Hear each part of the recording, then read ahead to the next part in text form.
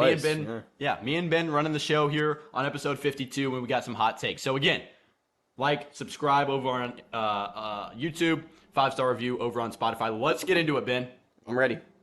I actually don't have banners for your hot takes because I never receive them over text message. I do not remember hating on my... I remember one of them. I didn't get the other two, though. Yes, you did. Oh, I did? I sent the whole thing. Oh. My apologies. No banners for Ben. I have banners for me. No, just go ahead and take the show over. Go ahead. I'll go ahead and do my first one. Yeah, you can go, and then we'll kind of go back and forth. My number one hot take, me and Ben kind of have this one in common.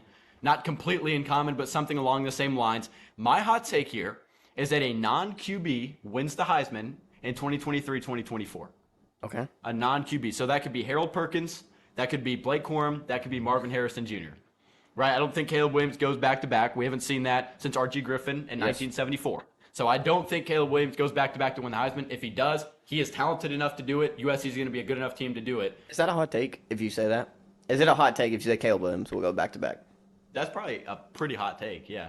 I mean, I honestly, yeah. I mean, the only thing, I think a non-QB winning it is so, it's not rare, but it's there's always bound to be, but the thing about it is there's not really a QB who could do it unless Quinn Ewers has a breakout season Drake May and UNC is good enough to win. But, I was looking at it when Jordan Travis, sure. When I was looking at the 2016 Heisman winner, Ben. Yeah. Lamar Jackson. Yes. His team went 9-4, and he won the Heisman. Yeah. 9-3, lost in the bowl game to LSU. I remember that game. It was the Buffalo Wild Wings something bowl, Citrus Bowl maybe. They changed the sponsor. Anyways, Lamar Jackson, his team went 9-4. They won the Heisman. He won the Heisman. So I guess Drake May could have that same type of season. He's definitely talented enough. My hot take, though, is that a guy who is not a Heisman, is not a QB, wins the Heisman. There's a look at the banners for this episode, Ben. I'm actually really hyped about them. It looks nice, yeah. You got the little... For your banners, right? Yeah, sure. You got the little tidbit of information down here. Got the headline up here. Got a picture over here. Really excited about it. So, Ben, no player has gone back-to-back to win a Heisman Trophy since 1974-1975 season. Like I said, love Blake Corum, love Marvin Harrison Jr., love Harold Perkins. Those would be my three guys that I think definitely have the opportunity to do it. I'll throw Donovan Edwards in there as well, just because Blake Corum, Donovan Edwards, they're probably going to have a similar production. We'll see. I think Donovan Edwards could get him in the receiving game, is my take. Both of them play good, neither of them. Let's say Donovan Edwards runs for 906 yards and has 200 receiving yards. Blake Corum runs for 1,000 yards. Whoa. Or 1,100 2,000 receiving yards? You say 200? 200. No, I wouldn't give it to either of them. Okay. Well, okay. Either way. Well, it really kind of sucks for them because it's a two-headed thing. Yeah, it's tough. Yeah, the production is not there as a one-headed running back. Sure. I mean, even if you want to get down to dark horse type of guys, I think Trey Benson, my freaking guy, could go out there and get the thing done. Johnny Wilson has a higher chance than that. I don't. And now it's Keon Coleman. Yeah. I mean, you want to take a look at Dorian Singer, could maybe go out there and get the job done. If he has 1,500 receiving yards, it can be hard to deny it. He has a dominant season like Devontae Smith not too long ago. All that stuff you have to take into account. I think Drake May is a great QB who could make it happen. I think whatever we see out of the Ohio State QB, if he pops off, then maybe he could be in the conversations. Carson Beck could definitely be in the conversations.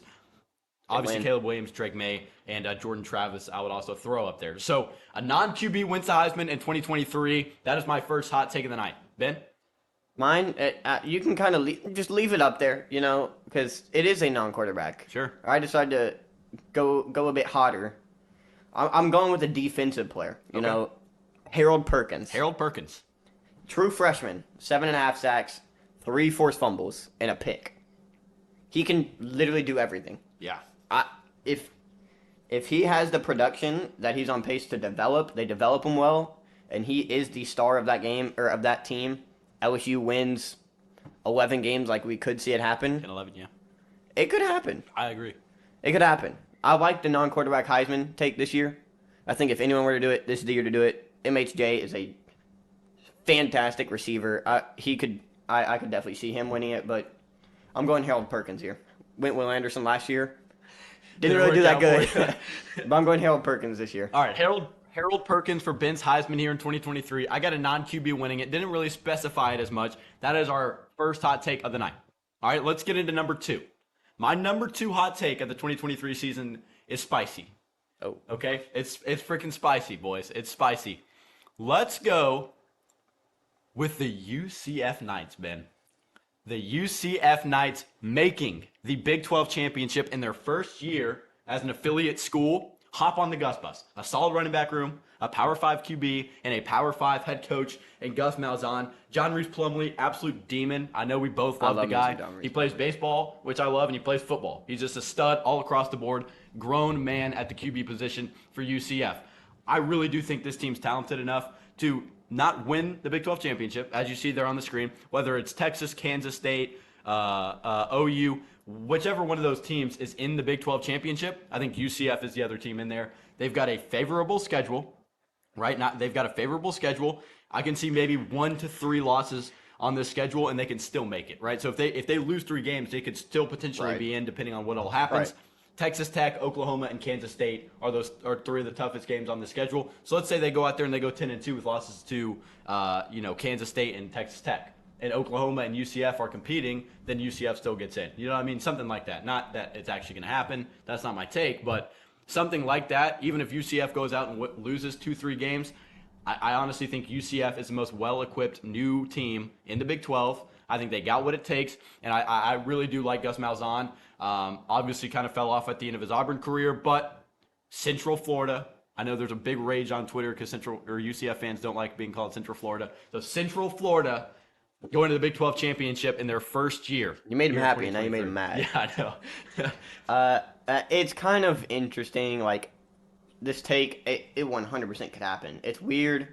It's an adjusting year for this program. Uh-huh. You are new to a whole new conference, a whole way more important conference. So I think it could happen. The Big 12 is very open this year. Yeah.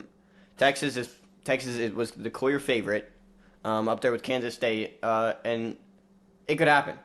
You get 2 wins that, like, 2 underrated wins over a Oklahoma team, a Texas team. You have a shot. Yeah. And if they don't play Texas. They don't play your Texas. take just to make it.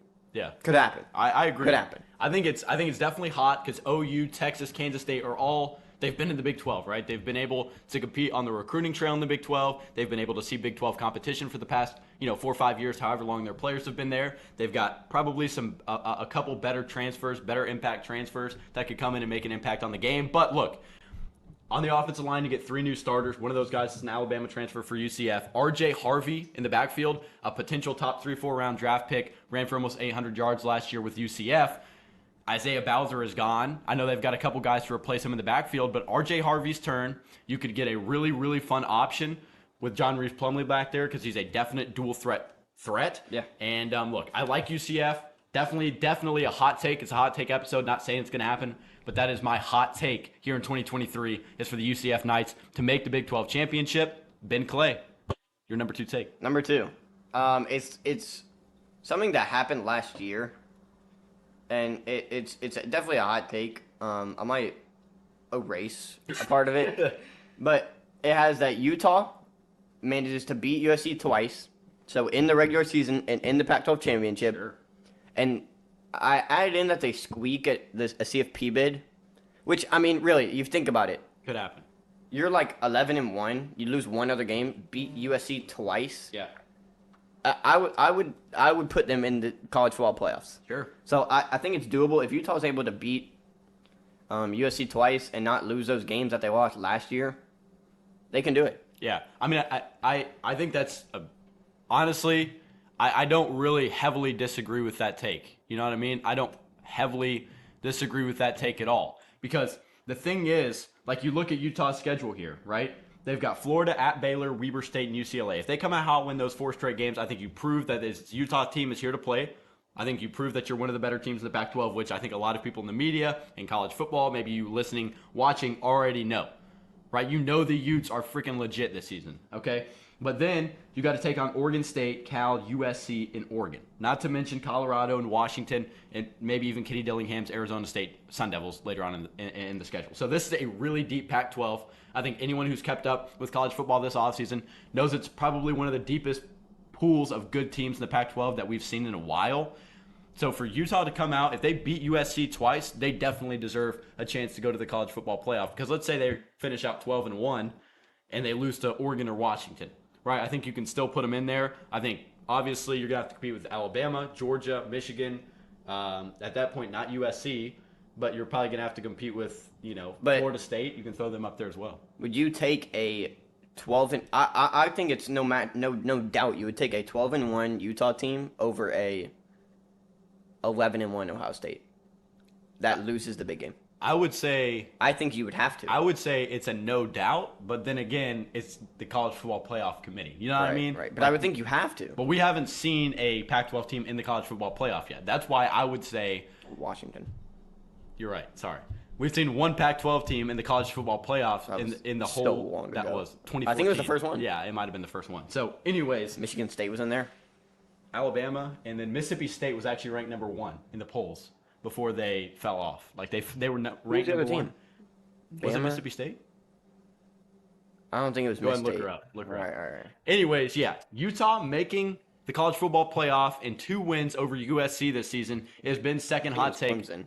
Honestly, not crazy, right? We saw Utah beat them twice last year. Obviously, didn't get the bid. Right. Didn't get the bid to the. That's 2015. Is Florida State, Oregon? Yeah. So We're thinking 2016. 2014. 2014. I promise. Anyways, All right. Yeah. Moving on. my third hot take of the night, third and final hot take of the night before we get to SEC East expectations is certainly a hot one. Certainly a hot one, Ben. Now, on the screen, if you're watching, it says, can Wisconsin win the Big Ten West? You may be saying, yes, absolutely. Wisconsin can win the Big Ten West. All they got to do is go out there, beat out a Purdue team, beat out an Iowa team who are both mid, right? Maybe Nebraska sneaks up there if you're a Cornhusker fan. Okay? Okay. I was thinking 2016, Oh, okay.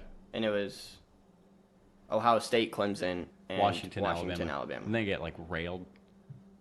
Washington got smoked. Yeah, that's all. Yeah, 7-24. 24-7. Anyways, Wisconsin. Here's my official take. Clemson won 31-0 over Ohio There you State. go. There you go. Was this Deshaun Watson year? Yeah, Oh, so it was the year they finally beat Bama. yeah. Wisconsin wins the Big Ten West. Takes Michigan down to the wire in the Big Ten title game.